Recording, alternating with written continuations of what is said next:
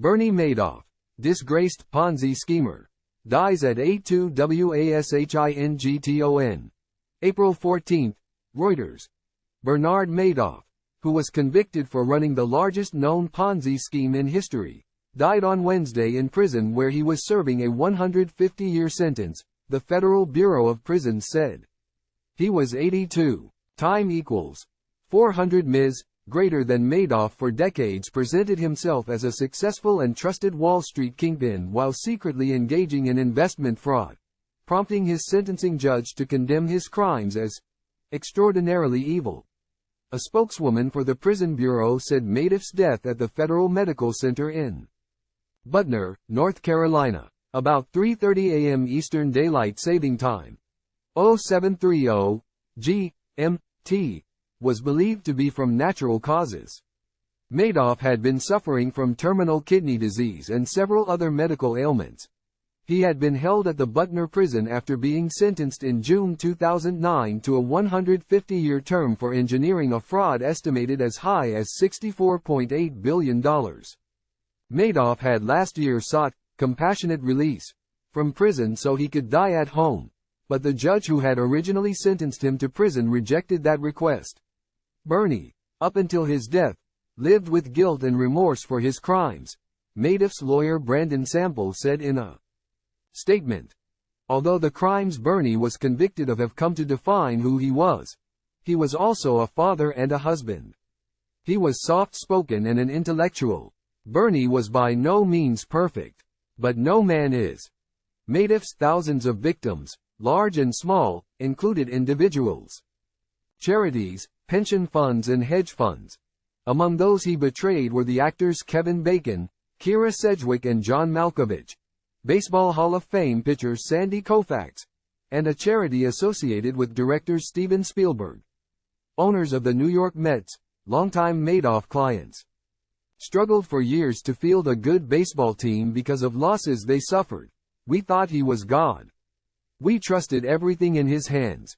Nobel Peace Prize winner Elie Wiesel, whose foundation lost $15.2 million, said in 2009.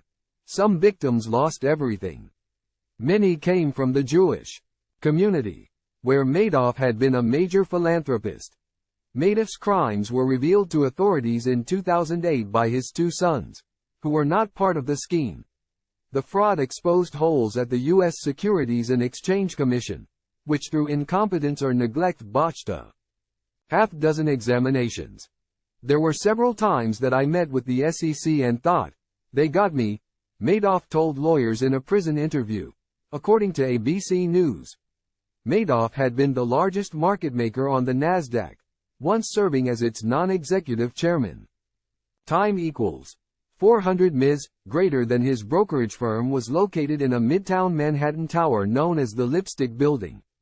Employees there said they felt like part of Madoff's family. They did not know he was running his fraud on a different floor. Only a trusted few did. In a typical Ponzi scheme, money from newer investors is used to pay sums owed to earlier investors. Madoff said his fraud began in the early 1990s, but prosecutors and many victims believe it started earlier. Investors were entranced by the steady, double-digit annual gains that Madoff seemed to generate, and which others found impossible to explain or duplicate. The money helped Madoff and his wife, Ruth, enjoy luxuries such as a Manhattan penthouse, a French villa and expensive cars and yachts, with a combined net worth of about $825 million.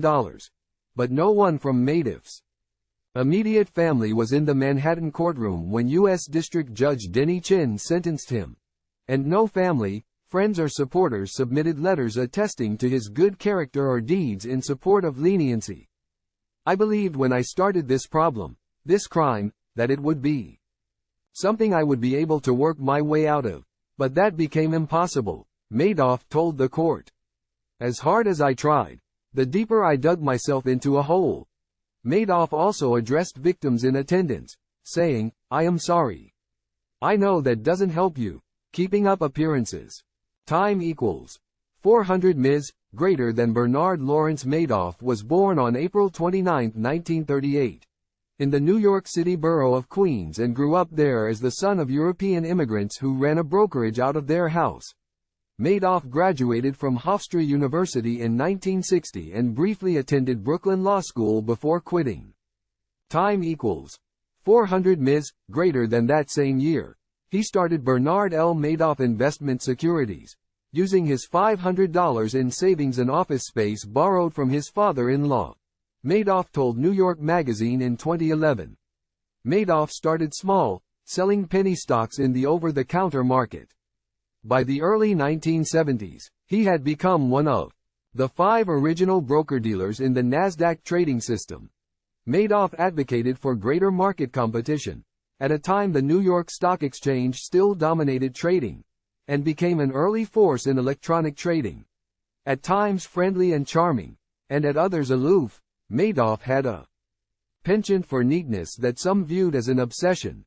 Madoff's offices were decorated in blackened shades of gray, with little paperwork or objects visible on employee desks, and he coordinated several wedding rings with his wristwatches.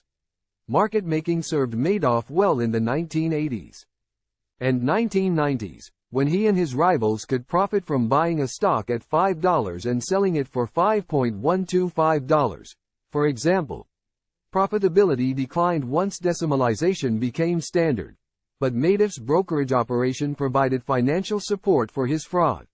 Clients were told they would make money through a split-strike conversion strategy, in which Madoff would buy a basket of large stocks to mirror the Standard & Poor's 100 index, and reduce risk by purchasing and selling options on that index.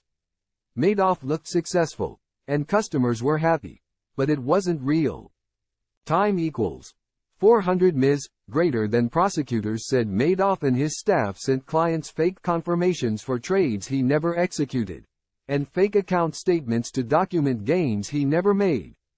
Madoff admitted to sometimes dipping into his account at J.P. Morgan Chase to pay customers who wanted their money back. Time equals 400 Ms. Greater than questions mount. Suspicions began surfacing in the early 1990s, when Madoff's name came up in an SEC probe of a now-defunct Florida accounting firm, Abellino and Viennes. In 2001, a Barron's article noted skepticism on Wall Street about Madoff, including that he might be using his market-making operation to smooth returns for investors. Madoff demurred. "It's a proprietary strategy. I can't go into it in great detail," he said, while dismissing the Barron's theory as ridiculous. More questions were raised as a whistleblower. Financial analyst Harry Markopolos began pressing the SEC to stop Madoff. From 1992 to 2008, the SEC received 6 complaints raising significant red flags about Madoff and whether he was trading anything, but never took even basic steps to figure out what he was doing, its Inspector General David Kotz later said. Time equals 400 Ms. Greater than it all came crashing down in the fall of 2008, as the global financial crisis struck and many investors demanded to cash out. Unable to fulfill $7 billion of redemption requests, Madoff confessed to sons Mark and Andrew that his investment advisory business was one big lie. Time equals 400 Ms. Greater than the sons went to the authorities and Madoff was arrested on December 11, 2008. One day after his company's Christmas party. 3 months later, he pleaded guilty to 11 criminal counts including fraud, money laundering and perjury.